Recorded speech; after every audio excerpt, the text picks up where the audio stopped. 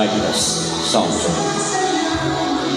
Okay, magandang umaga po at magpasimula na po tayo ng ating pong gawain ng pagsamba.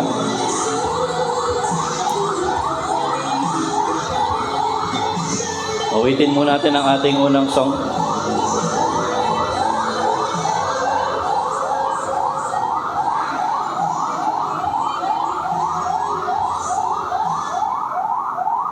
Let's sing our first song.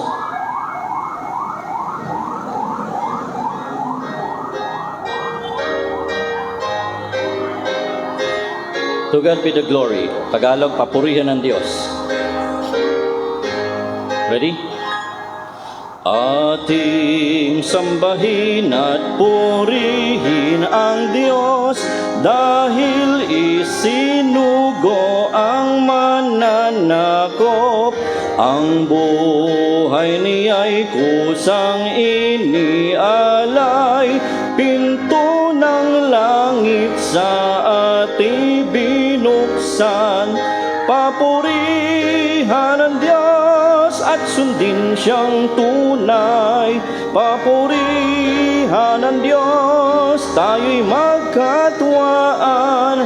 Lapit sa Ama sa ngalan ni Kristo, yamang sasalay, tinubos niya tayo. Second stanza. Tanging ang dugo ni Kristo ang lunas, sasalang sa atin ay nagpahamak. Ang bawat mananalig ng taimtim, patawad ng Diyos tunay nakakauntin. Koro, papurihan ang Diyos at sundin siyang tunay. Papurihan ang Diyos, tayo'y magkatuwaan.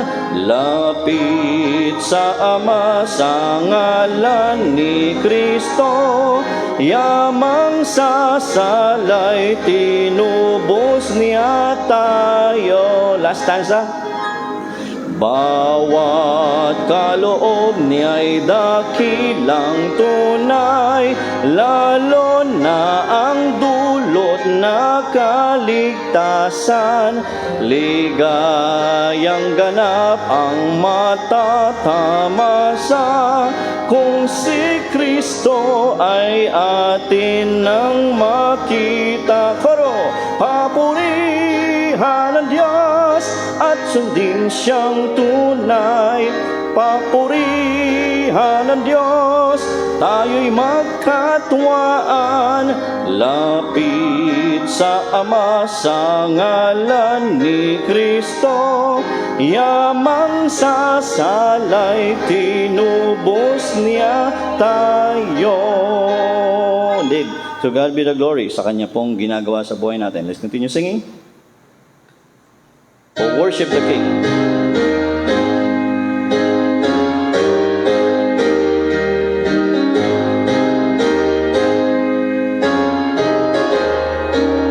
Ready? Tayo'y sumamba sa Haring Banal, awitin natin Kanyang pagmamahal. At siya ang dakilang tagapag-adya ng bawat taong may tiwala sa Kanya. O ipagbunyi ang karangalan ng Hari nating makapangyarihan. Buong kalikasan ay nagbabadya, saksi sa ganap na kadakilaan niya. Hindi masambit, umidang dila sa paghahayag ng Kanyang kalinga. Katulad ng balon na walang hanggan, hindi nagmamaliw Kanya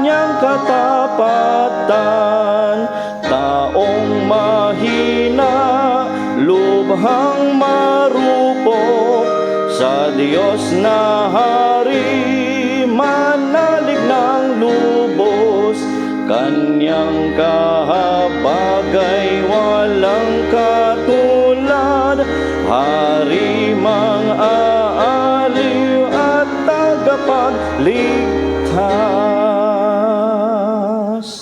Tayo po'y manalangin muna.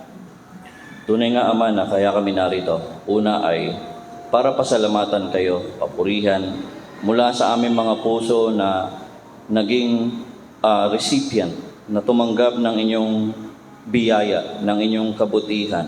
Salamat, Ama, dahil sa bawat araw, ang biyaya ninyo sa bawat isa sa amin ay palaging bago. Ang inyong katapatan din ay kagaya nga ng sinabi niyong salita, ay palagi pong bago. And Father, salamat dahil sa araw-araw, makikita namin ang kabutihan ninyo, ang inyong katapatan, ang pagpupuno nyo sa bawat pangangailangan, ang inyong pag-iingat sa bawat isa sa amin, ang inyong ginagawa rin na paggabay. Ama, tunay nga, Panginoon, na marapat lamang na sa umagang ito, kami bilang inyong mga nilikha at bilang mga anak ninyo na inyong niligtas sa biyaya at inyong habag, ay sumasamba sa inyo sa espiritu at katotohanan mula sa aming mga puso.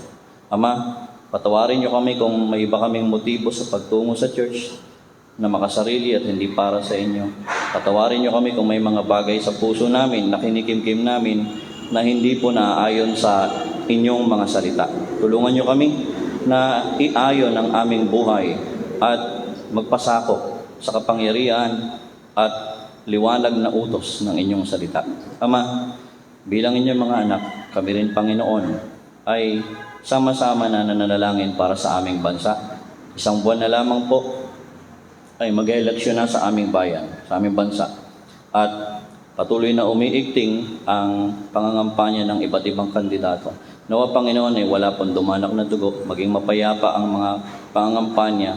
At kami naman mga Pilipino ay maging mature voters na magkaiba man kami ng marahil ng ninanais na kandidato, ay huwag maging dahilan yun para aming putulin ang relasyon sa iba, aming kamuhian ng iba, aming hiwalayan ang aming mga pinagsamahan. Tulungan niyo kami, Panginoon, na magkaroon, Panginoon, ng maturity sa ganitong bagay na ginagawa bilang bansa. Na anuman ang maging resulta, Panginoon, ng halalan sa Mayo 9. Anuman, Panginoon, sino man ang maiproklama, dalangin ko, Panginoon, na nawa ay kami bilang isang bansa ay magkaisa, natanggapin na ito ang inyong kalooban. At tulungan niyo rin naman, Panginoon, lalo ang COMELEC, na siguruhin, Panginoon, na ang proseso simula sa pagboto ng bawat individual hanggang, Panginoon, sa proclamation, Panginoon, ay mayroon pong maayos at secure, Panginoon, na proseso. Ama, dalangin ko po na nawa ay kami rin naman, Panginoon, bilang bansa, ay huwag namin iasa sa isang politiko o kanino man ang pag-asa ng aming bayan, dahil ang totoong pag-asa ng bansang ito ay si Kristo. At kami bilang mananampalataya, nawa ay huwag na pong makihalo sa mga batuhan ng putik minsan dahil sa iba't ibang mga preferred candidates, lalo sa social media. Sa halip, Panginoon, kami, Panginoon, ay manalangin. Kami, Panginoon, ay magmuni-muni at gawin, Panginoon, ang nais po ninyo. Ama, sa umaga ring ito, sa buong bansa, ay inihahanda ang bawat isa sa nalalapit na pag-alaala ng ginawang pagpakasakit ni Jesus sa krus ng Kalbaryo. Today, most of the churches celebrate yung tinatawag na Palm Sunday. At nawa, Panginoon, kayong maging sentro at hindi ang anumang aktibidades. At sa umagang ito, Ama, ang nais namin, kayo ang siyang maging sentro, kayo po ang siyang maging focus ng aming puso't isipan. Dalangin ko, Panginoon, higit sa lahat, kumilos kayo sa magitan ng inyong banal na spirito sa aming mga puso't isipan na anuman ang nais ninyong sabihin sa bawat isa sa amin bilang mga individual ay maging maliwanag, Panginoon, at kami naman po ay maging taos ang pagsunod sa inyong kalooban. Ama, itinataas ko po sa inyo ang mga kababayan namin nasa ibang bansa, ang ilan ay mga kapatiran namin, na nawa, Panginoon, ay ingatan nyo sila saan man sila naroon at patuloy higit sila at gabayan nyo sila na gawin nila ang purpose ninyo for bringing there sa mga lugar na kung saan sila ngayon ay naroroon. Dalangin ko rin, Panginoon, ang mga kababayan at kaibigan namin na may karamdaman. Nawa, Panginoon, inyo silang bisitahin sa kanilang banig ng karamdaman at inyong idampi ang inyong mapagpagaling na kamay at maranasan nila, Panginoon, ang inyong kabutihan, ang inyong pag-ibig at ang inyong kapangyarihan. Dalangin ko rin na punan niyo ang pangailangan ng bawat mga pamilya, Panginoon, lalo, Panginoon, yung mga naghihikahos. And Father, I pray, nawa kay Panginoon ang patuloy na siyang maluwalhati sa aming kalagitnaan ito. Salamat dahil may mga regular din po na nakikinig kami online sa Facebook live stream. Kaya Panginoon po, ang siyang mapapurihan, kayo ang maluluwalhati, kayo ang aming patuloy na itataas sa pangalan ng inyong bugtong na anak na si Jesus. Amen. At Amen. Salamat po. Magandang umaga. Di ba natin pwedeng to usapin yung salamat sa mga anyway, let's sing one more song, awitin natin po itong another Tagalog hymn. Hindi na ho kasi inaawit yung Tagalog hymns ngayon, kaya ito yung aking nais na matutunan natin. Napakaganda sa Tagalog, Ready? Holy, holy, holy ito. Banal, banal ang Diyos na maalam, maaga ka naming pinapupurihan, batis ng pag-ibig at ng kaawaan, tatlong persona, Diyos na marangal. Second stanza yung Tagalog, mas maganda Tagalog Kabanal-banalan, lahat mong nilikha, sa kataasan mo'y nagpapakumbaba. Kahit mga anghel sumasambang kusa at nagpupuri ay hinabadha. Third stanza. Kabanal-banalan, kahit ang karimlan o ang kasalan ay di makahadlang sa aming pagkaalam. Sa aming pagkaalam ng iyong kaganapan,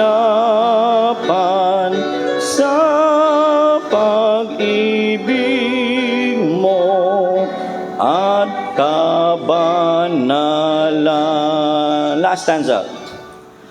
Kabanal-banalan, makapangyarihan, pinupuri ka ng lahat mong nilalang. Lupa, langit, dagat at nananahanan, tatlong persona, Diyos na marangal.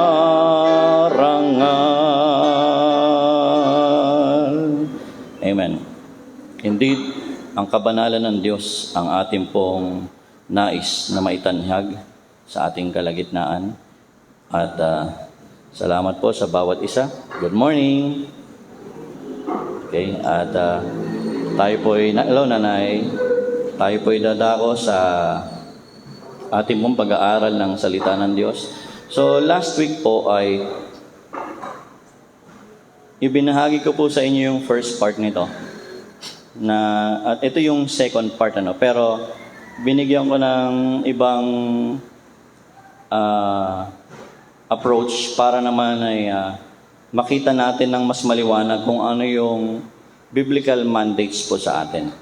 But before that, can we all stand up for giving reverence sa pagbasa ng salita ng Diyos?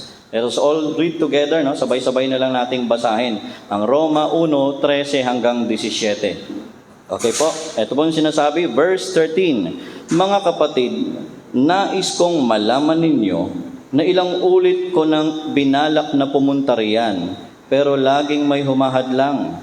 Nais kong pumunta riyan para mayroon din akong maakay sa pananampalataya kay Kristo, tulad ng ginawa ko sa mga hindi Hudyo sa mga napuntahan kong lugar.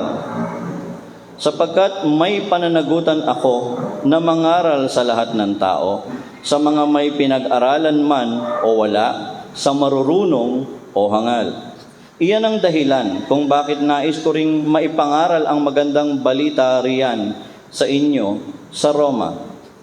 Hindi ko ikinahihiya ang magandang balita tungkol kay Kristo, dahil ito ang kapangyarihan ng Diyos sa ikaliligtas ng lahat ng sumasampalataya, una sa mga Hudyo at gayon din ang mga hindi Hudyo, sapagkat ipinapahayag sa magandang balita kung paano itinuturing ng Diyos na matuwid ang tao, at ito'y sa pamamagitan lang ng pananampalataya ayon sa kasulatan. Sa pananampalataya, mabubuhay ang matuwid.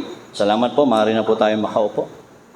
And last week, I have been discussing about bakit nga ba kailangan nating ipangaral ang Ebanghelyo, at sinabi ko po na ito po'y hinuhugot natin itong kaisipan na ito sa atin pong mission statement. Again, as a church, tandaan nyo, bawat church may mga mission statement.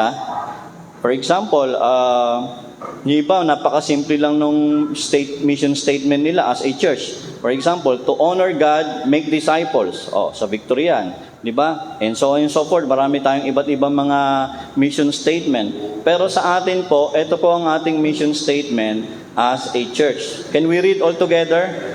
To overflow for God and become His loving people of grace, bringing people to trust and follow Christ until He comes. So yung OGBC na hinighlight ko ng konti yung words na may OGBC, So, nandito po nakapaloob sa ating mission statement yung 5 purposes of the church. Una, worship. Saan ho yun? Sa overflow for God. When we personally approach God with a humble heart and spirit and worship Him in spirit and in truth, that is one of our mission. Bawat isa po sa atin, ang mission po natin at ang ating obligasyon bilang mga nilikha ng Diyos ay sumamba. Okay? Hindi ho dapat tayo sasamba lang every Sunday. Ang isa sa popular na pagkakamali ng maraming mga believers or Christian ay sinasabi nilang, I will go to church to worship on Sundays. That's once a week. Totoo ho yun. When we go to church every Sunday, we worship God in spirit and in truth, pero ang tawag po sa pagsamba na yon ay corporate worship. Sabihin nyo nga, corporate worship. Pero simula Monday hanggang Sunday ng buhay mo as an individual Christian, dapat tayo ay mayroon ho tayong panahon bilang individual na sumamba sa Panginoon. Ang isa sa pagkakamali ng marami, mag-worship lang tuwing Sunday. Corporate worship yun. Tapos siyempre, yung iba para para kahali-hali na yung worship service, nagiging parang production, minsan parang parang concert na yung stage ng church. At pag hindi maganda yung performance, tinatamad. Teka, saan ka ba? Ano bang nagpapasigla sa'yo? Music o si God? Ang tunay na sumasamba, hindi ho yan titingin sa worship team. Minsan yung iba, ay, tingnan ko nga kung maganda rito mag-worship sa church na to.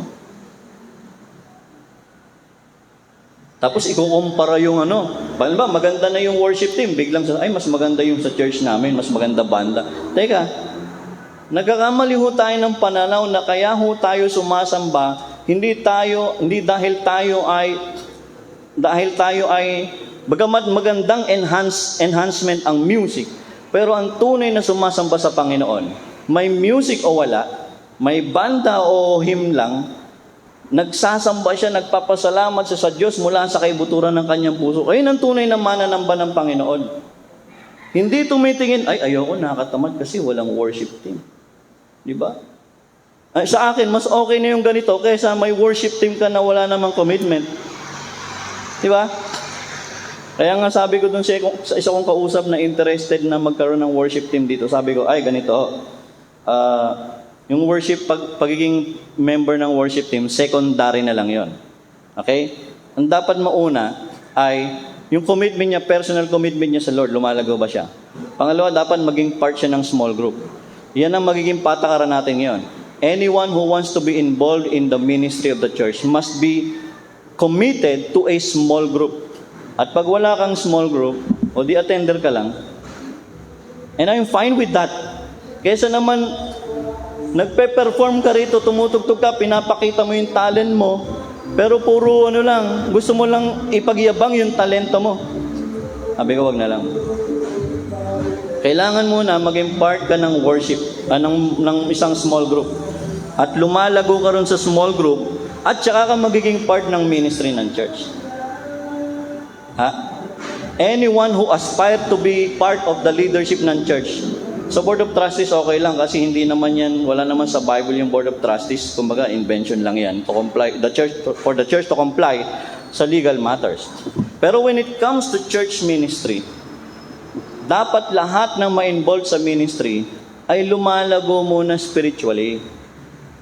Kasi yun nga yung sinasabi na to overflow for God. Ministry should be I have said this last week, and I will say this again. Ministry should be the outflow of our worshiping heart to the Lord. Ito dapat yung resulta na ng puso mo na gustong maglingkod at sumamba sa Panginoon. That's ministry. At pagka wala kang pusong sumasamba sa Panginoon, hindi totoo sa puso mong pagsamba, it is easy for you to quit. Pag hindi sa iyo maliwanag yung call ni God sa iyo, sa paglilingkod sa Kanya, madali pong mag-quit. Diba? Iba, hindi lang magustuhan ng programa ng pastor, tinamad na mag-church. Kanya-kanya hong panagutan yan. Ako'y sumusunod lang ako sa nakatataas kasi ang nagmamayari naman ng lahat, ng kaluluwa natin, ang Panginoon. So ako'y sumusunod lang ho. Pagka may sinabi si Lord na calling, diba, sinabi nila, enough na dyan, punta ka na sa ibang lugar. We will go. Sabi ko, hanggat wala, stick kahit nagutumin tayo. Bagay, hindi naman kami ginugutom ng Lord. Kasi ganun dapat ang lingkod ng Lord. Bilang mga sundalo ng Panginoon, pag pinadala ka dyan, Lord, we are your Marines. Sagana man o hindi, maglilingkod kami. Because yun ang hindi, wala akong po pwedeng pumigil na maglingkod sa isang taong totoong nais sumamba at maglingkod sa Diyos. Nobody can stop anyone who wants to worship the Lord. Pero pag ikaw dadalo ka lang ng church dahil meron kang balak, meron kayong plano, meron kayong motibo, hindi dahil para sumamba sa Panginoon, then check your heart. It is the Lord who sees everyone's heart. So ang ating mission statement, I am reiterating it again, is to overflow for God. Yung bang puso mo, kaya ka narito dahil nag-uumapaw para sumambat magpasalamat sa Panginoon? Pag may iba pang motibo, pagsisihan mo. Kasi si Lord ang sentro. Yun din ang dahilan kung kaya tinamad din ako na buhayin yung worship team natin before. Kasi, ang nakikita ko lang, kung hindi napipilitan, hindi tao sa puso ang paglilingkod eh. Di ba? Malilate. Tapos late na mag-practice. Hindi ko talaga ma-feel. Hindi ko ma-feel. Alam niyo, nakakahiya eh. Minsan may mga worship team na nakakahiya. Hindi lang naman dito, sa iba rin. Isipin niyo yung mentor ko, member siya ng Philippine Madrigal Singer. I was Bible student then. Alam niyo yung Philippine Madrigal Singers, hindi ko lang narinig niyo na yun, pero one of the best choirs in the world. They sing a cappella, walang instruments. Pero alam niyo, kahit professional na silang mga singers, all of the members of the Madrigal Singers are choir directors and choir masters. Mga malulupit sa music. Alam niyo kung ilang beses sila mag-practice once a week? Every week? 3 to 4 times. And they have their own careers. Yung iba sa kanila doktor, yung iba sa kanila engineer, yung iba sa kanila teacher. Yung mentor ko, pastor siya. Pero 3 to 4 times a week nagre-rehearse.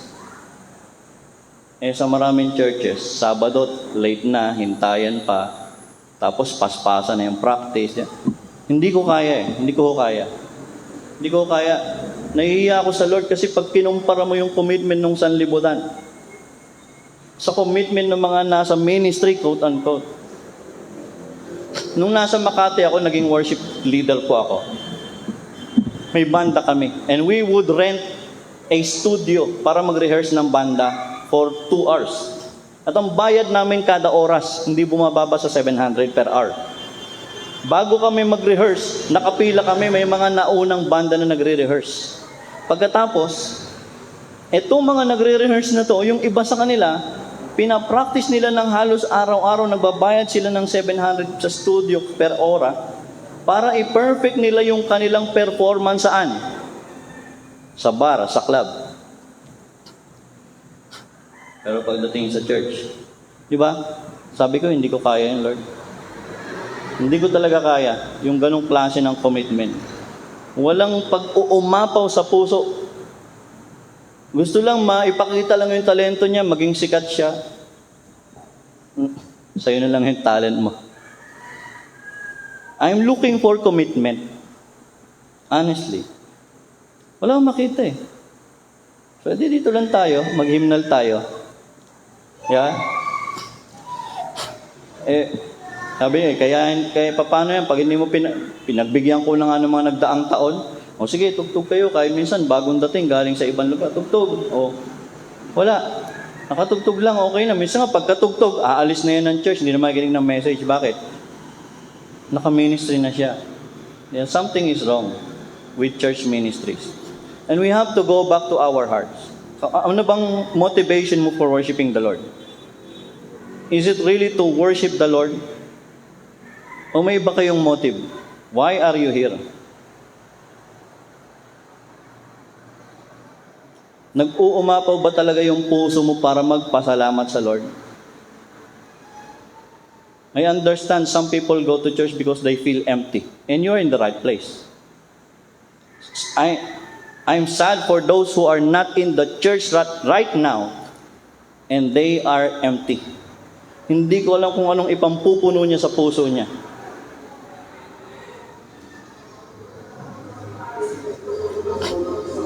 Kaya ito, very demanding po eh. Kasi ang pinaglilingkuran natin ang Panginoon eh. Hindi naman kung sino lang eh.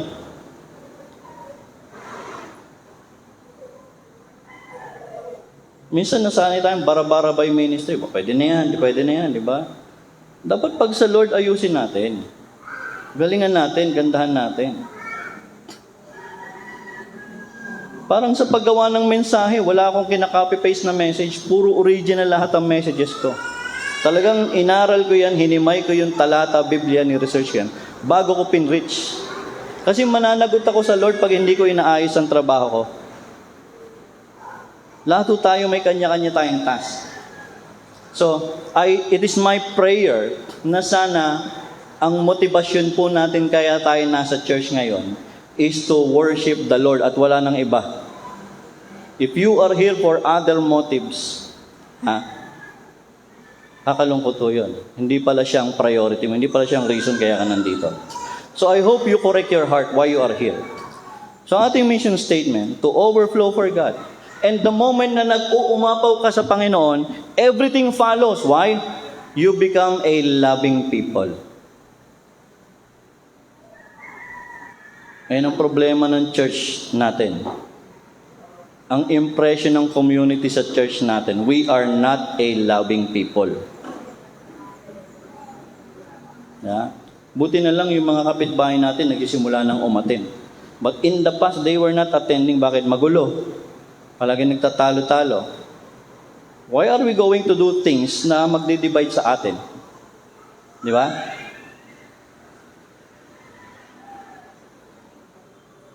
It will not happen that you will become a loving person kung hindi nag-uumapaw ang puso mo sa kagalakan sa Panginoon. At the moment na ikaw ay naging loving person, mahal mo yung tao sa paligid mo, kapitbahay mo, kamag-anak mo, magulang mo, kapatid mo, anak mo, it is easy for you to bring people. You see, parang chain reaction po yung ating mission statement. Mag-umapaw ka sa Panginoon, eventually, magbabago ka, magiging loving person ka, tapos, nabubuhay ka sa biyaya niya, and then you will bring people. That's the time you will bring people to the Lord. I hope wala sa atin ditong volunteer para magbahay-bahay at ikampanyang isang kandidato. Tapos pag si Kristo, hindi mo ginagawa yun. I hope wala sa atin ganun, ano? So, you know what? Kulang ang panahon natin to expound our mission statement. So, I am just focusing dun sa may part na bringing people to trust and follow Christ. Ano? Now, through preaching the gospel. Now, sino ba ang pwedeng mag-preach ng gospel? Anybody can preach the gospel, babae or lalaki, pwedeng mag-preach ng gospel. Kasi mensahe nating lahat yun eh. Diba? If you know what the gospel is, you preach it to people. Diba?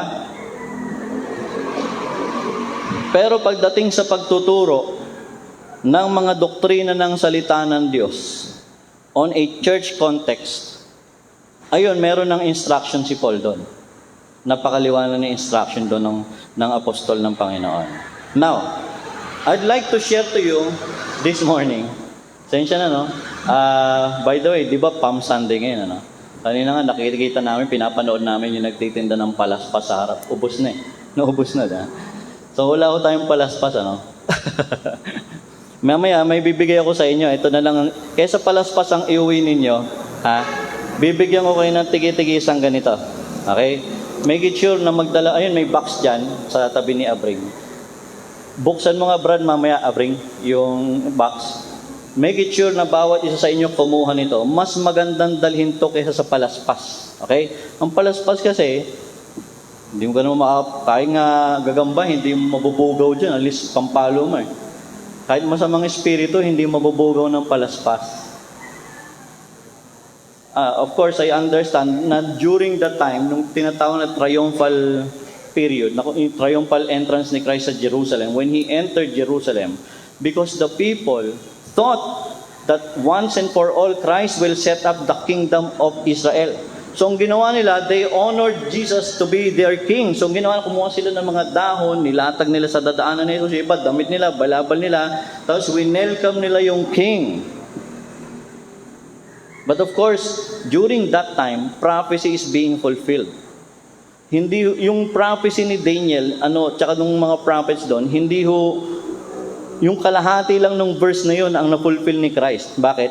Kasi, bago siya maghari talaga once and for all, which will happen sa millennium, He needs to first redeem the world of sin. Kaya nangyari, nilatag ng mga tao yung mga dahon, ng olibo, ng mga damit nila, walabal, to welcome their king. But you know what? During the triumphal entrance of Christ, Jesus was crying also. You know why? Kasi sabi gano'n, you missed the reason why I'm here. Kayong iniisip nyo lang, may set up ninyo yung kaharian ninyo. But I am thinking of more than that. I am thinking of redeeming your souls from sin. And so Christ was crying during the triumphal entry because of the souls that rejected Him. He was crying, sabi niya, "Oh Jerusalem, Jerusalem," sabi gano'n ni Christ, "hanggang kailan ko ba kayo titipunin na katulad ng isang inahing manok at na tinitipon ng kanyang inakay sa ilalim ng kanyang bagwis, pagkatapos kay alis ng alis." That was the heart of Jesus during the triumphal end. And I think the best way to capture the heart of God is instead of carrying a stem or a leaf, you carry this gospel leaflet and share it to others. Tagalog naman po ito. Pag binahagi mo ito, tinutupad mo yung hangarin ni Jesus sa kanyang pagpasok sa Jerusalem. They welcomed Him, then later on, He was arrested. They tried and crucified Him. Okay? Now, let me share this. The convictions of true gospel preachers. Okay? Ano nga ba ang nasa puso? Ano nga ba ang conviction? Ano yung saloobin? Ano yung battle cry ng isang taong namamahagi, nagtuturo at nangangaral ng ebanghelyo ni Kristo? Well, of course, most Christians, kaya hindi sila nagsishare ng gospel for this very simple reason. They don't know what's the gospel. Can anybody define to me what the gospel? What is the gospel? Di ba? Nakakalungkot, minsan, ay nang rason kaya po maraming Christians hindi nagsishare ng gospel kasi hindi niya alam, ano nga ba ang gospel? Yung gospel sa Tagalog ay ebanghelyo. Alam niyo ba yung Tagalog na ebanghelyo mas malapit pa sa Greek word kaysa sa gospel? Kasi yung gospel, English yan eh.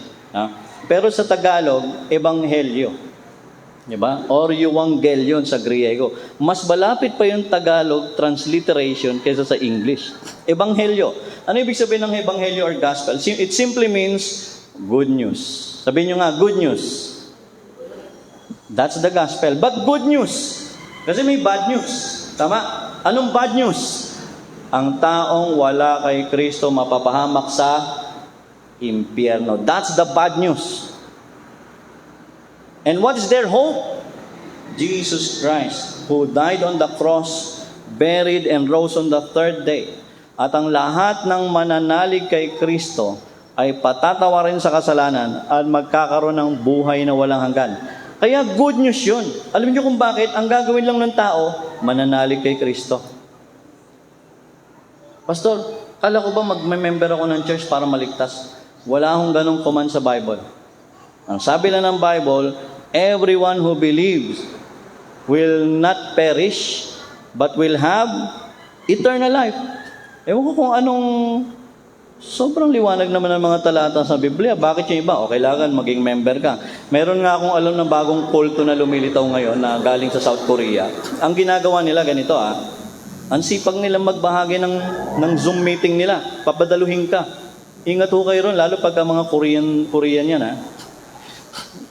Lalo yung New Heaven, New Earth. Pinapangalanan ko na para huwag kayo mabitag ng kulto na yan. The New Heaven, New Earth, kulto ho yan. Kulto ho yan.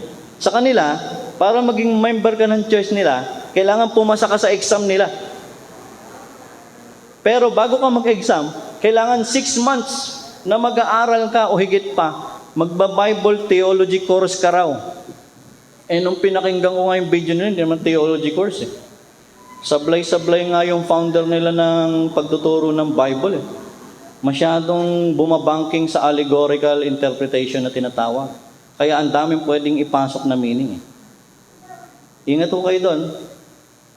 Hindi ho gospel ang dala nun. Another gospel. At ang sabi ng Bible, anyone who preach another gospel, which is contrary to what we have already preached to you. Sabi ng Bible, Galatians 1, let them be accursed. Sumpain ninyo. Command ng Bible yun Kuha ng Bible yan. Now, in simple terms, ang ibig sabihin ng gospel, the gospel is the message of hope that everyone can receive forgiveness and eternal life because of Christ's death, burial, and resurrection. What Christ's death and burial and resurrection has accomplished. To those who will turn from sin and trust Him. Or to those who will believe Him. That's the gospel. Kung yung iba na allergic doon sa may to turn from sin or to trust Him. Simple as that, by faith in Christ. Now, meron tayong moral obligation. Ano yung moral obligation? When we say moral, it concerns with the principles of right and wrong, behavior and the goodness or badness of human character, holding or manifesting high principles for proper conduct. Now, meron akong 5 bagay na sinabi ni Apostle Paul at pwede nating i-adapt yon for our personal conviction and battle cry for the gospel. Unang sinabi ni Paul sa 1:13, I am willing to go. Sabi niya ganun sa verse 13, I don't want you to be unaware, brothers and sisters, that I often plan to come to you. So he was so willing to go. Problem is that he keeps on being prevented. Palaging may mga hadlang in order that I might share, that I might have a fruitful ministry among you, just as I have had among the rest of the Gentiles. Sabi ni Paul, handa akong pumunta. Handa akong humayo para sa Panginoon. Number 2, I am under obligation. Anong sabi dito sa may verse 14? I am obligated both to Greeks and barbarians, both to the wise and to the foolish. Alam niyo yung salitang obligated dito? Sa ibang translation yan, I am a debtor. Alam niyo yung salitang debtor?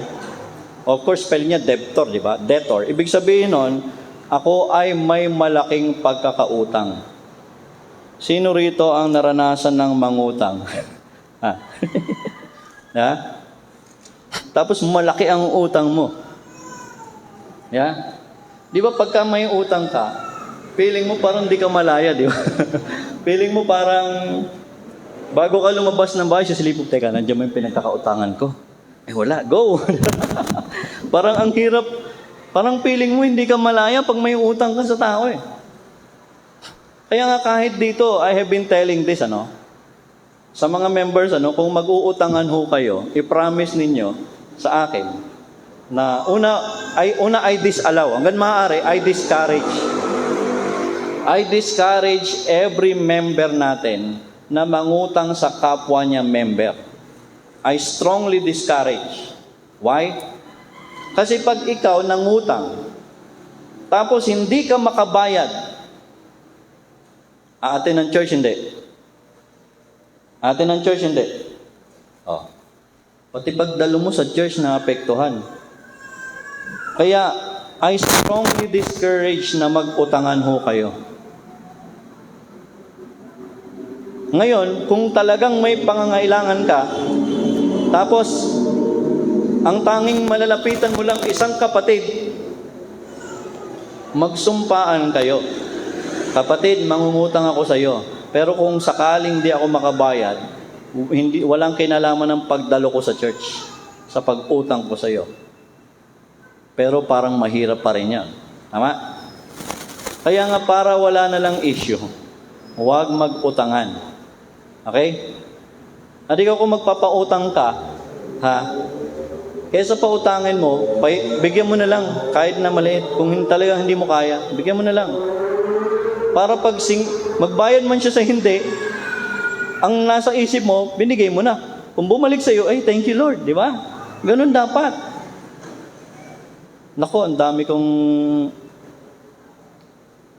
mga na-encounter kahit yung mga handle kong small group sa Manila na nag-uutangan sa small group. Tapos, hindi umatin kasi nag-utangan yung dalawa.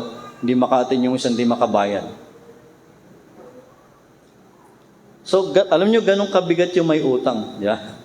Ganun kabigat yung mayroong pagkakautang. Parang hindi siya makawala. Obligado siya at wala siyang kapayapaan until siya ay makabayad. Tama? Di ba ang sarap nung nakakabayad? Naranasan nyo nang makabayad ng buo sa utang?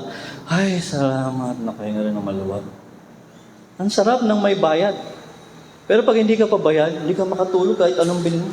Ang bihan. Parang ba, ako malapit na, bukas na pala ako sa kakatok sa pinto yun. Diba? Hindi ka makatulog eh. So at least alam niyo yung ibig sabihin ng may utang, di ba? Ang sabi ni Paul dito, I am a debtor. Ako ay may malaking pagkakautang. Kanino? Sa mga Griego, sa mga barbaro, at sa mga aral at hindi aral. Ibig sabihin, sa lahat ng tao. Paul was talking about to everyone. I am under obligation to anybody. And I have, for me to be able to free myself of that obligation, I have to pay the price of what? Of sharing the gospel. Lahat ho tayo may malaking obligasyon na ibahagi si Kristo sa mahal nyo sa buhay. Bakit? Kung ano yun, ikaw mismo yun eh, responsibilidad ho natin yan. Kung ano yung tinanggap mo, kung ano yung naranasan mo kaya sinasabi mong saved ka, ibabahagi mo lang naman yun sa mahal mo sa buhay eh. Paano ba ang isang tao naliligtas? Buong pagpapakumbabang lumapit sa Panginoon, humingi ng tawad, at manampalataya kay Kristo. After nun, ligtas na siya. Napakadali.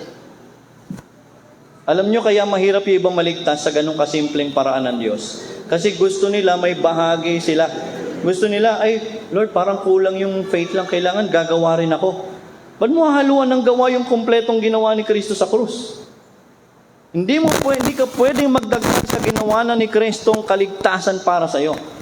Kaya alam ninyo, taon-taon tuwing Semana Santa, ang daming tao hinahamak ang ginawa ni Kristong paghihirap para sa sangkatauhan. Alam niyo kung bakit? Tuwing mahal na araw yung mga tao, pahihirapan nila yung sarili nila, ipapako nila yung sarili nila, thinking na pag ginawa nila yon, that would add up to their salvation.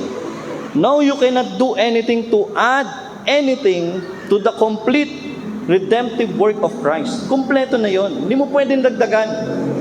Hindi mo kailangan dagdagan ng paglakad ng paluhod-luhod. Iba may panata pa. Maganda yun kung may panata ka. Pero kung mamamanata ka, dapat ligtas ka na. Hindi para maligtas ka. May mga tao kasi mamamanata dahil para maligtas ka, alulwa ko. Iba nga pupunta ng church. Pag saka pupunta, church. Ang gagawin mo? Magbabawas. Ang babawas? Babawas ng kasalanan. Kala ko magbabawas ka sa CR doon. Ginawa mo CR ang church. Pupunta ka tuwing linggo para magbawas. But if you are a recipient of God's grace, your number one obligation, aside from, of course, non-negotiable na mag-worship kay Lord, magpasalamat kay Lord all your life. Pero your next obligation is to share the gospel to people around you. Kung sa tingin mo, ligtas ka, papuntang ang kaluluwa mo sa langit, then share the gospel. Huwag mong sarilinin yan. Ibahagi mo yung kaligtasan. Kung tumanggap ka na, i-share mo. It is our obligation. We are under obligation. Sa ibang translation, for I am a debtor. Ako'y may malaking pagkakautang.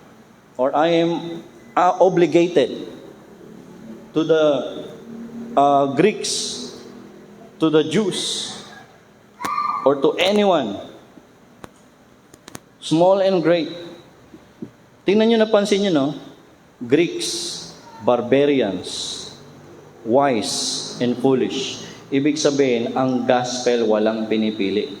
Kaya pag ikaw mag-share ng gospel, huwag kang mamimili. Ay, pastor, parang hindi ko kaya mag-share kasi ano yan, abogado yan. Baka di ko kaya. Alam ba ninyo, may isang nagturo ng gospel sa isang abogado. Yung abogado, mahusay na abogado eh. Pero nag-loob siya kahit alam niya wala siyang panama sa talino ng abogado. Sinira niya ng gospel yung tao. Alam niyo, nasave yung abogado. Ang naging Bible teacher. Actually, gumawa pa siya ng study Bible na ang tawag Scofield. Si C.I. Scofield. Kung may Scofield study Bible ka, nagkaroon ako ng Scofield study Bible eh.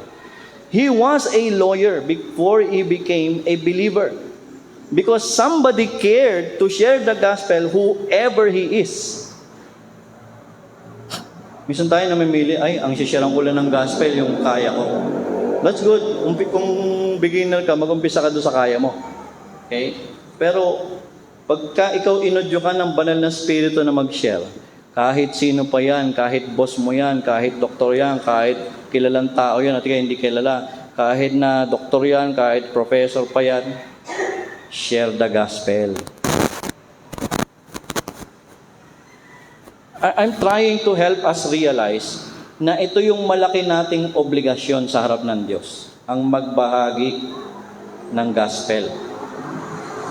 Huwag niyo iasa kay pastor. Every one of us should share the gospel.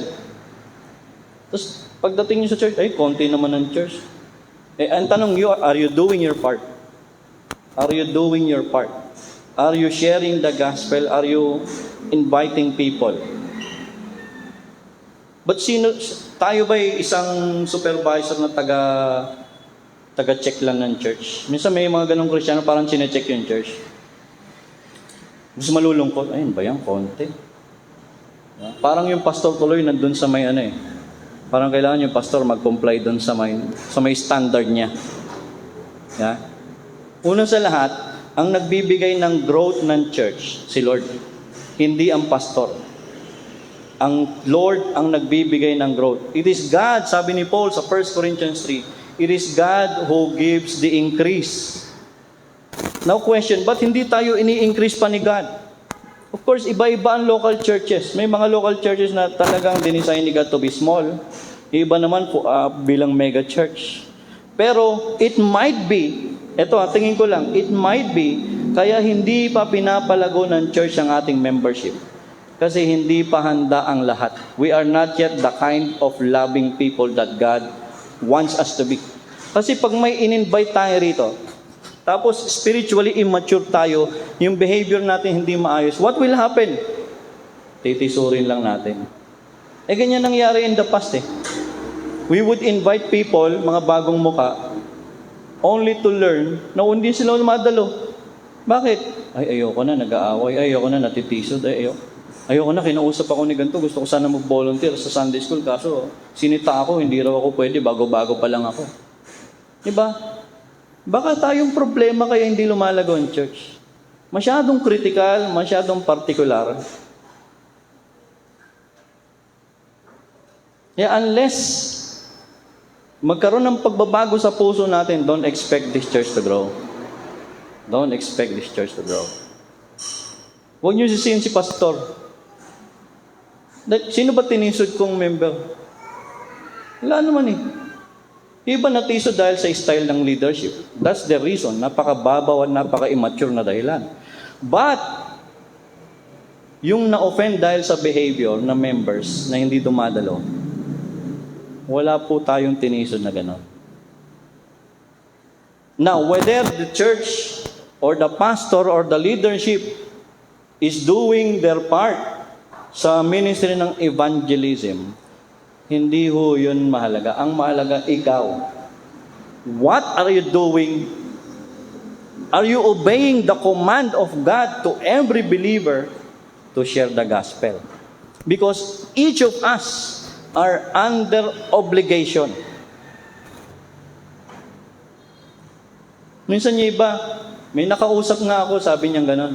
Alam mo, pastor, kaya hindi ako ma-attend dyan kasi yung asawa ng dating pastor, natisod ako. Kaya simula nun, hindi ako ma-attend. Sabi ko, kapatid, wala na sila rito. Ba't di ka pa rin na ma-attend? Hindi makakibo.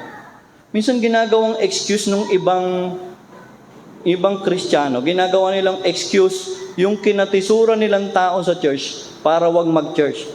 Sabi ko, hindi ka nag-church doon dahil may kinatisuran ka. Ang tanong, nag-church ka ba sa ibang lugar? Simula nung 19 kopong-kopong na yun, ilang taon pa yan na natisod ka, nag-church ka ba sa iba? Hindi rin, pastor. Alam mo, may problema puso mo. Kung mo sisihin yun, ginagawa mo lang siyang dahilan eh. Pero totoo nun, ang puso mo may dahilan kaya hindi ka nag-church.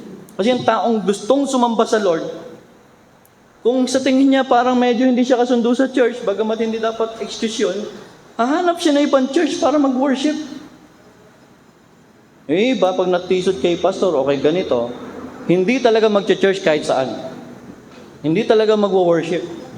Tapos pag tinanong, ba't di nag-church? Eh, si ganito, sisisihin siya. Napaka-immature na dahilan. So I hope we all grow up and realize that this is our obligation. We are under obligation to share the gospel. Time will come when you stand before God. Hindi tatanong ng Lord kung anong ginawa mo sa church kung hindi ang hahanapin niya number 1. Asa ng kaluluwan dinala mo?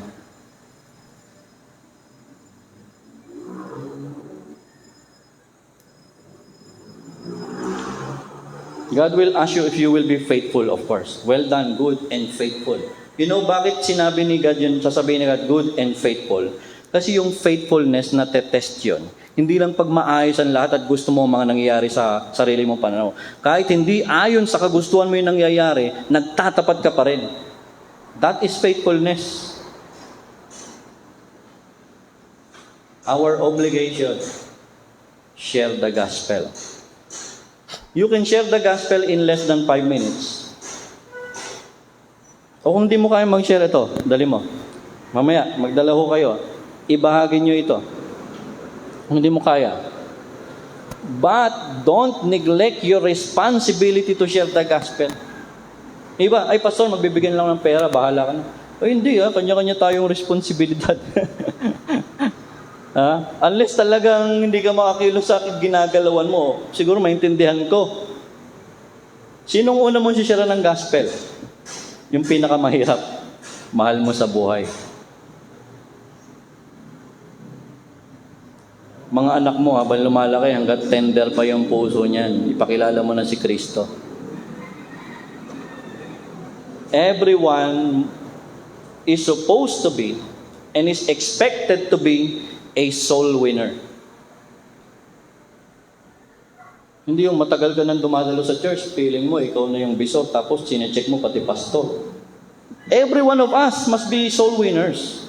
Hindi pwedeng si pastor parang may meter ka na sinecheck mo, oy, pastor, kulang, oy, ganito. Kanya-kanya tayong pananagutan sa Lord. Every one of us is under obligation to share the gospel. So unang sabi ni Paul, I am eager, I am obligated. Number 1, sabi ni Paul, I am willing to go, I am under obligation. Number 3, I am eager to share. Sabi ni Paul sa may verse 15, so I am eager to preach the gospel to you also who are in Rome. Willing daw si Paul. At naghahanap siya ng paraan para makapag-share ng gospel. Make it sure na sa lahat ng endeavor po ninyo ay magkakaroon kayo ng opportunity mag-share ng gospel. Example, uso ngayon ng bakasyonan. Make it sure pag pupunta ka sa isang lugar, magbabakasyon ka sa probinsya, o let's say for a forlo. Make it sure na may mababahagian ka patungkol kay Kristo. Isama ninyo yung gospel sa lahat ng lakad ninyo.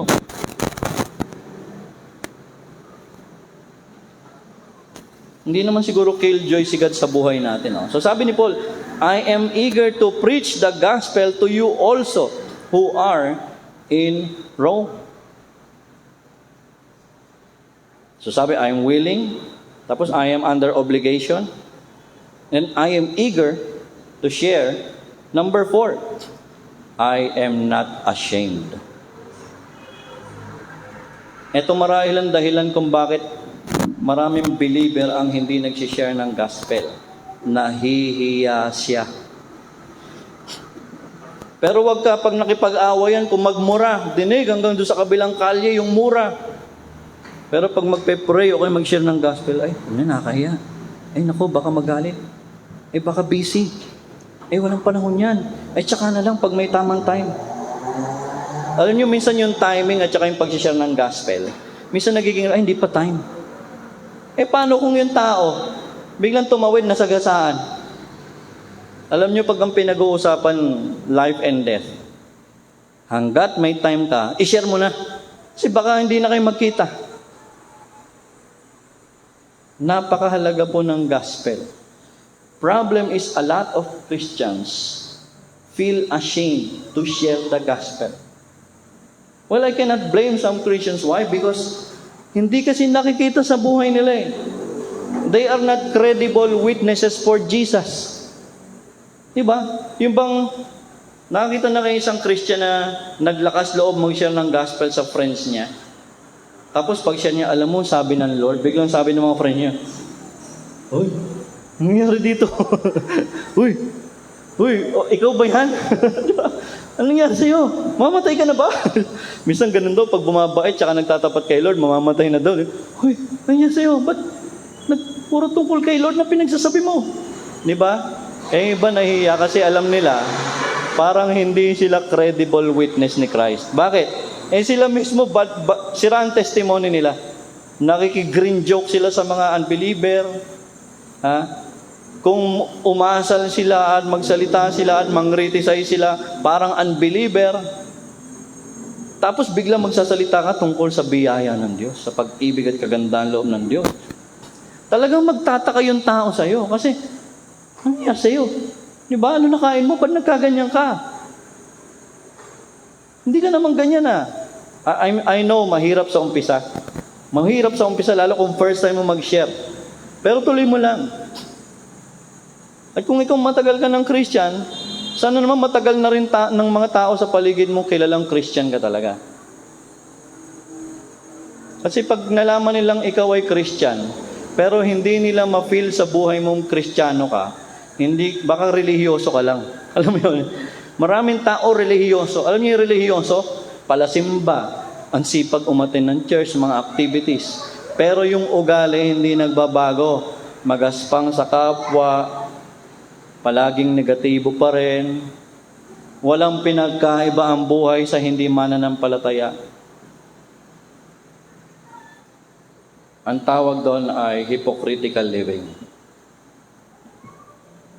And probably that's the reason why so many Christians are ashamed to share the gospel, because they have not been leading a kind of life that can be said to be a credible witness of the Lord Jesus. Hindi ka kapani-paniwalang witness ni Christ. Alam niyo kung paano magiging credible witness ni Christ? Start ka ron sa umpisa. Umapaw ka muna sa Panginoon. Lumago ka sa Kanyang salita. Lumago ka everyday na sinusunod mong kalooban niya. Then later on, madedevelop mo na yung pagmamahal mo sa kapwa. Magiging concerned ka genuinely sa kapwa mo sa paligid. Pagkatapos, pag nag-share ka ng gospel, pakikinggan ka nila. Remember yung sinabi ko last week? Paano gagawin nyo para ano yung approach? Sinakaalala? Ano yung una? Pray. Sumunod, care. And then, share. Pray ka. Mag-pray ka muna. Lord, tulungan mo paano masisharean ko ng Word of God itong taon to. Sumunod, pag nagkakwentuhan na kayo,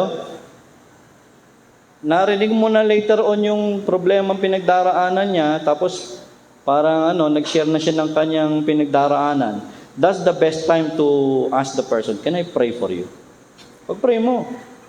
Kailangan ng tao ng prayer. Mabilis lang, pero wag naman sa gitna, hatakin mo sa isang lugar na hindi, kasi may mga tao na ihiya rin naman na ipag-pray sila, di ba? Hatakin, bakit ka dito? Bakit? Pag-pray kita sandali. Huwag yun, nasa gitna ka ng kalye, dali, pag-pray kita. Sasagasaan kayo nun. O kaya maaabala siya. Pray, and then care. Genuinely care. Ay, talaga, alam mo, narinig ko sa sinabi mo kanina, may problema ka sa ganito. Alam mo, itong pwede mong gawin. Tsaka pakita mo yung malasakit mo. At pagka yung tao, na-win mo na yung heart mo sa'yo, at tsaka mo i-share ang gospel. Ano yung una? Pray. Sunod? Care. And then, share. Hindi pwede yung share ka kaagad. Di ba? Sabi na, teka, sino ka ba? Nagbabahay-bahay ka ba? Sinong ginakampanya mo? Baka ganunin ka ba, di ba? Dapat, pag-pray, mamalasakit ka, pwedeng hindi one-time mangyari yon. Pwedeng hindi one-time meeting mangyari yon. Pwedeng, kung magkapit-bahay kayo, una, pag-pray mo muna siya. The next day, o pag malasakitan mo siya, kung ano man yung pwede mo maitulong. Tapos, tsaka mo i-share. But don't be ashamed of the gospel. Ewan kung anong dapat ikahiya natin sa ebanghelyo ng Panginoon. It is the good news. This is the only hope of mankind. Wala nang ibang pag-asa ang mundo, ang bawat tao, para magkaroon ng buhay na walang hanggan kung hindi ang ebanghelyo ni Kristo.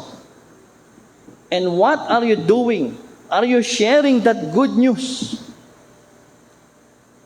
O minsan parang ginagawa mong as a form of punishment doon sa mga hindi mo kasundo. Ay, bahala ka dyan.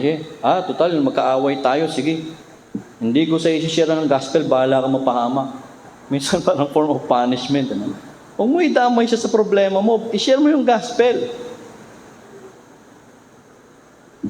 Alam niyo minsan pag ang Christian, hindi busy sa pag-share ng gospel. Nagiging busy, busisiin niya ng ibuhay ng may buhay. At kung ano-anong bagay na hindi naman niya wala sa kanyang scope. That happens. But if you're busy sharing the gospel, you find no time na makipagmarites, na makipagsiraan.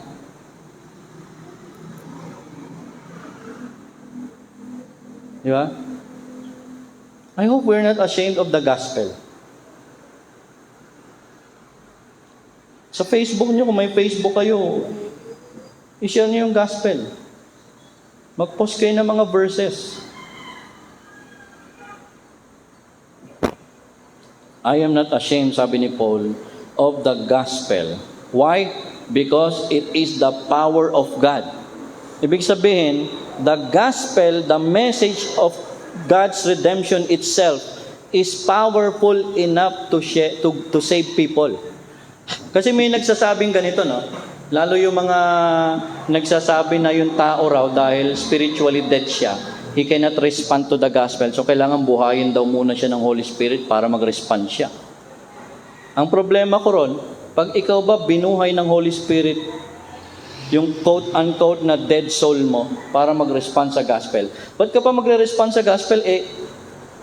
Buhay ka na, spiritually. Parang anticlimax Pero alam ba ninyo, yung sinabi ritong the gospel is the power of God unto salvation. Yung power doon from the Greek word dunamis, it means there is an inherent power sa gospel. Pag ang isang tao binasa niya, let's say gospel tract, because nandun yung message of the gospel, that can be enough for that person to be saved. Yun yung sinabi nung dunamis na power. Kasi sa Bible, dalawa yung power na tinatranslate. Example, sa King James, tinranslate yung John 1:12, that to those who receive Him, He gave them power. Yung salitang power doon, hindi dunamis ang Greek doon. Ang Greek word doon is exousia, authority. Kaya tama yung mga bagong translation, He gave them authority to be called children of God. Now, yung isang translation sa Bible na power, dunamis. Doon kinuha yung salitang dynamite. Dunamis, dynamite. Diyan kinuha yung salitang dynamite. Ibig sabihin, may inherent power siya. Meron siyang kapangyarihan in itself. Explosive power. Na pag ang isang tao tinanggap si Kristo, nakinig ng gospel, magkakaroon siya na, tapos siya pinaniwalaan niya yung message of the gospel, at saka siya babaguhin ng Holy Spirit. Hindi pwedeng pakailaman ng Holy Spirit ang tao nang hindi nagde-decide yung tao kung kikilalanin niya siya hindi. Kasi sa Calvinism, ganun Papakailaman niya Bigla raw gigisingin niya yung dead soul ng tao para mag-respond sa gospel. Ito ngang gospel itself, sabi ni Paul, the gospel itself, the message of salvation is enough. And it is God's power for salvation. Kaya alam po ninyo, makapangyarihan ang gospel. Hindi nyo lang alam gaano makapangyarihan yung gospel na mensaheng pinagkatiwala sa atin ni God. I tried to share that sa isang taong ino-oppress ng evil spirit. Biglang nawala yung oppressing spirit. Gospel lang pala ang solusyon. Try to share the gospel. Very powerful. May mga testimonies ako naririnig, pinag-pray siya, sinyera ng gospel. Gumaling pati sa sakit. We don't know Not at all times it will happen. But there is an inherent power sa gospel of Christ. Na pag pinaniwalaan ng isang tao yung ebanghelyo, maliligtas siya, mapapatawad siya sa kasalanan niya, magkakaroon siya ng buhay na walang hanggan, magbabago ang buhay niya. And you know what? Ang solusyon sa problema ng tao, hindi politics, hindi ang bagong leader na mamumuno. The gospel of Jesus Christ. Because it's the only thing that will change people. Sabi nga the heart of the problem is the problem of the heart. Unless yung puso na yan ay pananahanan ni Kristo, hindi magbabago ang tao kahit anong gawin ng tao. Kahit anong personal reformation ang gawin niya. No. People will not change totally. They may change through personal reformation at mga sessions sa psychologists o sa mga para-psychological centers. But change and forgiveness and eternal life can only happen to those who will believe the Lord Jesus Christ. Last. Sabi ni Paul, I am ready. Ang context nito nasa Acts chapter 20 and 21. Nagpapaalam na si Paul sa mga believers na tinuruan niya. For 3 years, nag-set up siya ng parang Bible school doon sa may Hall of Tyrannus. Nagkaroon siya ng mga Bible students doon, taga Ephesus, taga Colossae, taga iba-ibang lugar. Doon sa may area na yon, malapit sa Athens. Now, iba ron, because of what Paul did, nagkaroon ng church plant sa Colossae, sa Ephesus, iba-ibang churches. Ngayon, pinatawag niya yung mga elders. Ng mga churches na to, pinatawag niya yung mga elders. And when I said elders, ito yung mga pastor ang kanila pong qualification. Okay? Sabi ni Paul sa mga elders sa Acts chapter 20, nagpapaalam siya. Ako'y pupunta sa Jerusalem.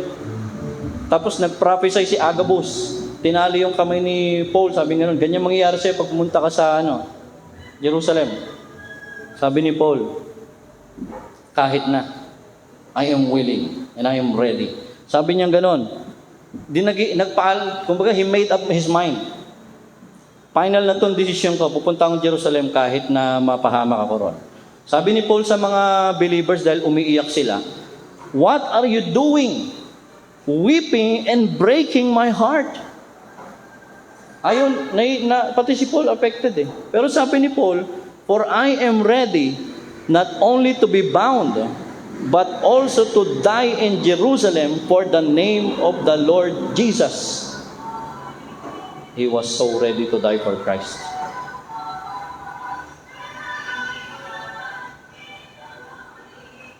At of course, sabi nga ni Luke, who wrote the book of Acts, sa verse 14, since Paul would not be persuaded, hindi na mapigilan si Paul na mga believer, we said no more except the Lord's will be done. The convictions of a true gospel preacher. Una, willingness to go. Sumunod, under obligation. Forgive the typo. Number 3, I am willing or eager to share. I am not ashamed. And then, I am ready. Tayo ba ready tayo mag-share? Na pag may nakausap ka, tapos kinausap ka ng Holy Spirit, na ibahagi si Kristo sa Kanya. Ganun ba tayo ka-ready? Ganun ba tayo ka-willing? This is real ministry, brothers and sisters. Ang tunay na church ministry ay yung bawat miyembro nagbabahagi ng kaluluwa. You don't have to be elected, you don't have to have any title. True ministry starts with your compassion to souls. Sana ma-focus natin ang isip natin dito kaysa sa mga bagay na secondary or hindi naman mahalaga. I don't know what you're doing while waiting for the Lord's return. Pero kung ako, sabi ko nga doon sa kausap ko, kung ako nasa edad ng ganitong edad na, let's say 60 plus, ang gagawin ko na lang, mag-share ng gospel. Bago man lang ako kunin ng Lord, at least ang dami kong daladalang kaluluwa sa langit. Hindi na ako mamumulitika sa church, hindi na ako manggugulo kung ano pa. Ang mahalaga, mag-share ng gospel. Because ayan ang hahanapin ng Lord sa atin. I don't know about you, but if I am on that age, mag-share na lang ako ng gospel, mag-share. Bahala na yung politics sa church kung may politics man sa church. But I will share the gospel to the best that I can. Because when we stand to God, aside from faithfulness, hahanapan tayo ng Lord kung nagbahagi ba tayo ng kaluluwa. And if I say to the wicked, sabi ng Lord sa Ezekiel, you will surely die, and you who knows the truth did not warn that person so that he would turn from his wrong way and be delivered, that person will die, sabi ng Bible, but I will require his blood in your hands. Mananagot ho tayo pag hindi ho tayo nag-share ng gospel. Father, salamat po sa umagang ito. Salamat sa inyong salita. Tulungan niyo po kami, Panginoon, na makita namin kung meron mang mahalaga na dapat kaming ginagawa. Ay hindi yung kung ano-ano mga bagay sa church. Secondary na lang po yung mga ministry sa church or kung ano man na dapat ayusin. Ang pinakamahalaga, kami ba'y nagbabahagi ng ebanghelyo ni Kristo sa mga taong naliligaw ng landas. Help us, Lord God, to be your instrument of change. Help us, Lord God, to be your instrument of bringing souls at the feet of Jesus. This is what we pray in your Son's name. Amen. Amen.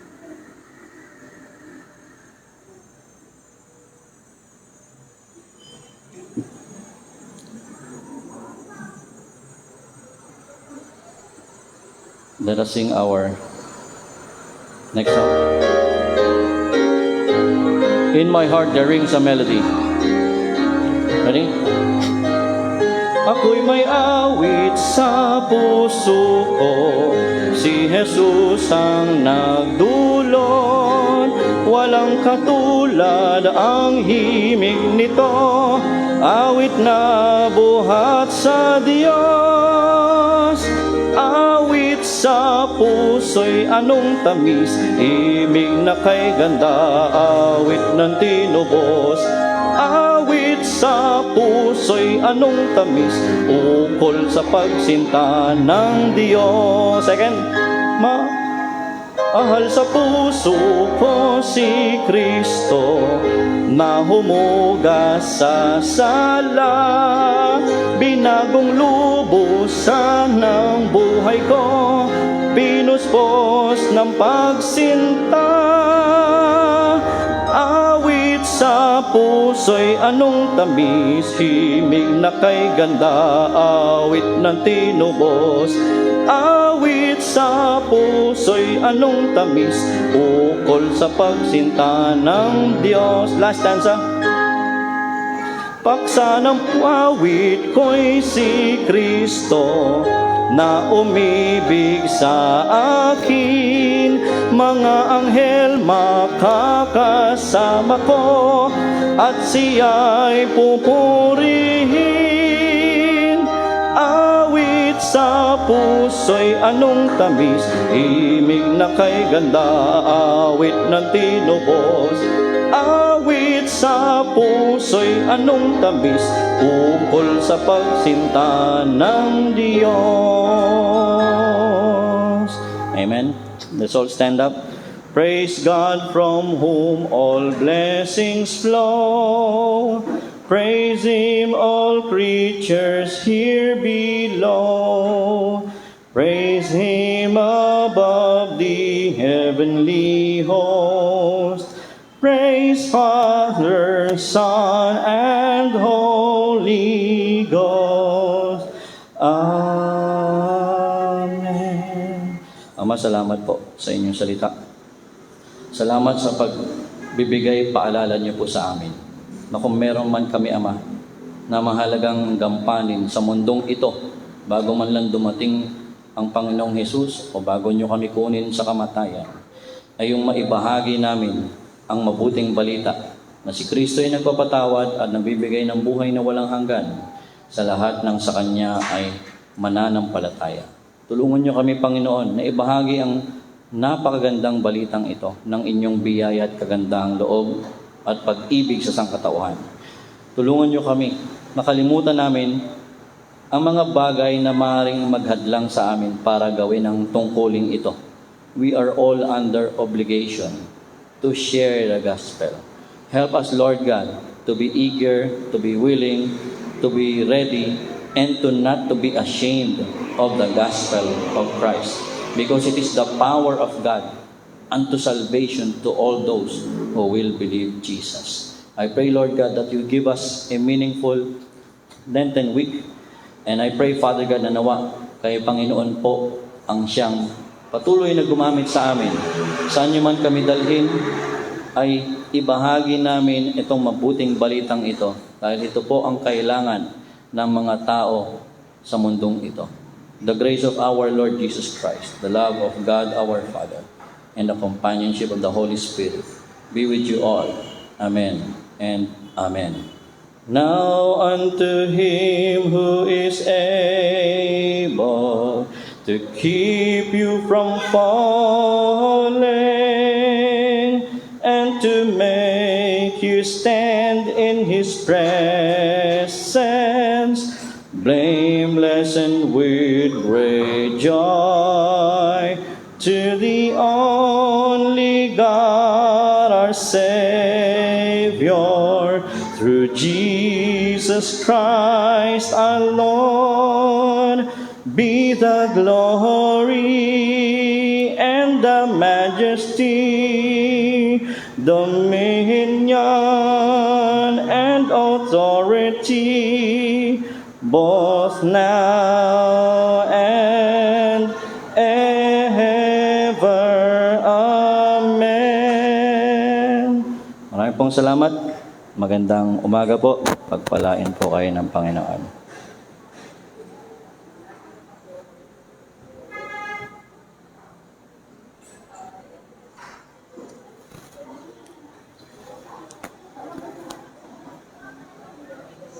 Amen.